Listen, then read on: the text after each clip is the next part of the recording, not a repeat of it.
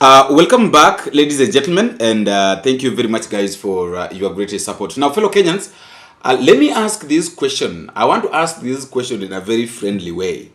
That when William Ruto was campaigning to be elected back in 2022, what were the sweet words? Let me use the sweet words that he was using while asking for votes. Because personally, I remember when William Ruto was campaigning, he was using the words Mama Mboga, that the government that is going to form is going to be the government of Mama Mboga, mtu wa boda boda, mtu wa aliye chini. Bottom up economy, remember? So, something surprised me today. And that is basically what I want us to discuss. When John Mbadi, that is the CS of Treasury, was going to read budget in Parliament, I noticed, or I saw him with a lot, very heavy security, very tight security. Imagine a briefcase that is going to make lives so much difficult is being guided or is being given tight security by the same people who thinks that maybe life is going to be easy for them. I was surprised, and this is what I can say, and I want all of us to understand this. This is what I can say, that sometimes tunaweza tukaangalia vitu na tunadhani kwamba this is how this thing is, or this is how maybe this thing is going to be, and then you realize that kumbe it is not that way. There are some of the things that zinafanyika kwa maisha yetu to a point, kwa hii serikali tu, hii serikali inafanya mambo yanafanyika hadi wakati mwingine tunajiuliza kwamba kwani kuliendaje. Now, Professor Fred Ogola was trying to talk about this.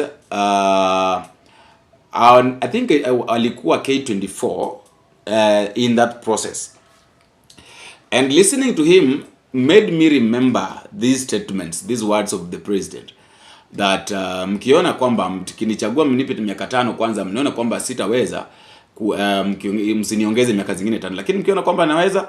I think I talked about this, but I want you to again to listen to what the president said. Nikifaulu kwa hii miaka 5 mniongezee, lakini nikianguka kwa hii miaka 5 mtafute mtu mwingine. Si mzuri? Kwa sababu kama mtu hajafanya kazi ile alipatiwa anaongezewa miaka ya kufanya kitu gani? Sijui kama unaelewana. Now, I don't know why John Mbadi is one of the fellas who keeps on shouting. So at the same time, you see now they are guarding it with policemen everywhere because they don't want any incidents to take place. And I'm sure all security operators, the NIS and everything else, want this ceremony to go so smoothly that does not cause any disruption or lax time. And that's why you see everybody walking there, all those policemen. If it is a good briefcase, why do we need all that security? If it means well for Kenya, why should we have all that? You know, there are more Wanjikus in the street, there are more policemen there than even the media. There is no normal Mwananchi there. Who should escort the people? Mama Mboga, Boda Boda should be escorting the briefcase if at all it means good for them.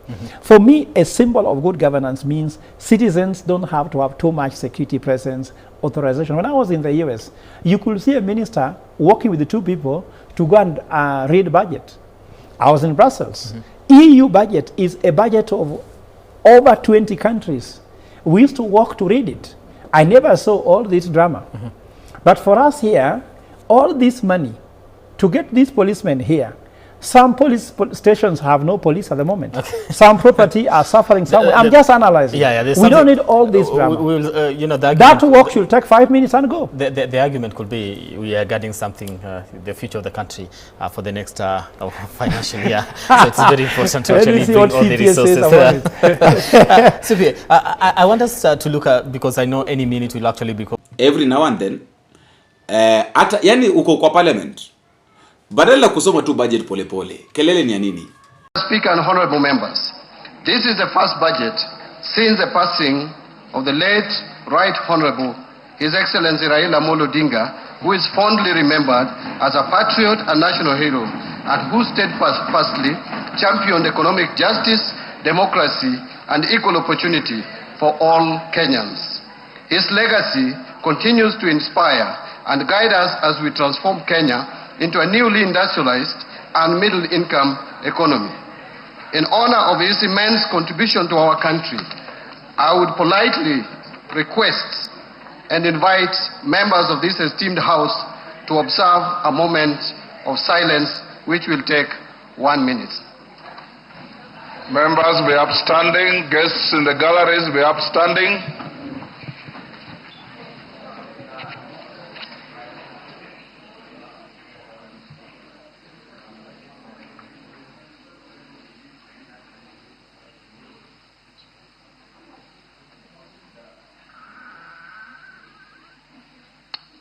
Thank you very much.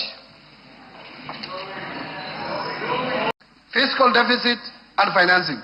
Mr. Speaker, the resultant fiscal deficit, including grants, is projected at 1,146.2 billion, equivalent to 5.5% of GDP. The fiscal deficit will be financed by net external borrowing of 116.2 billion, equivalent to 0.6% of GDP, and net domestic borrowing of 1,030 billion, which is equivalent to 4.9% of GDP. Public debt management. That leads us to discussion on public debt management. Mr. Speaker, debt is a tool for development, but only when managed prudently and sustainably. To preserve debt sustainability and strengthen economic resilience, the government will continue implementing fiscal consolidation measures anchored on enhanced domestic revenue mobilization, strict expenditure controls, and improved efficiency in public spending. Given these reforms, the present value of public debt to GDP is projected to decline steadily towards the approved debt anchor over the medium term. The Kenya Revenue Authority has intensified reforms to modernize tax administration, enhance compliance, and improve service delivery through technology and innovation. Notable progress has been made in expanding the electronic tax invoice management system, with over 655,000 taxpayers now onboarded, significantly enhancing transaction visibility and strengthening VAT compliance. Integration between iTax and customs systems has improved end-to-end taxpayer visibility, while the rollout of the electronic rental income tax system has simplified. I want to repeat that. While the rollout of the electronic rental income tax system has simplified compliance with the rental sector. So we have already implemented a system that I think some people are still dreaming about out there. Mr. Speaker, the Kenya Revenue Authority has also strengthened enforcement through data-driven compliance strategies, artificial intelligence, and non-intrusive cargo scanning technologies, enhancing the detection of illicit trade and reducing revenue leakages. As a result, the active taxpayer base increased by 82,000 to over 6.6 million taxpayers as at March 2026, from 6.5 million as at March 2025. Reflecting a growing voluntary compliance and improved taxpayer engagement. And I want to thank Kenyans for this. Mbona unalia? Why are you crying? Why are you making a lot of noise? We are not up, we don't want to hear that noise. We don't want to listen to that noise. Hiyo kelele unapiga hapa na pale. We don't want to hear that. Mbona upige kelele? That is the question. Mbona upige ukiwa ukipiga kelele? Tumekuzoea. Hata Kenyans are waiting for you to tell us a constructive thing. But then instead of telling us something that is constructive, that is something that is supposed to help us, wewe unaendelea kupiga kelele. I'm really wondering where we are heading as a nation, and I'm really wondering where we are heading, where this government is taking us to, because at the end of the day, all of us must accept that we have to go somewhere. But we can't go somewhere if we keep on believing, or if we keep on listening to these same people who don't care about our well-being, who don't care about Kenyans' feelings, who don't care about who Kenyans are. That is the greatest mistake that we have. And I believe that coming in 2027, maybe, we are going to make the right choices. I really don't know what is going on. And for the first time, nilisikia Junaid Mohamed akipiga kelele ya kwamba coming from high level senior members of the society, some of them who have been speakers in this house, Mr. Speaker, then it is worrying. Mr. Speaker, I heard the former speaker saying this is the first time a budget is being read when the president is not around. The last president who attended this house when we were reading budget was Mwai Kibaki, Mr. Speaker. Under the old constitution. Looks like these people don't know what's happening in the country, Mr. Speaker.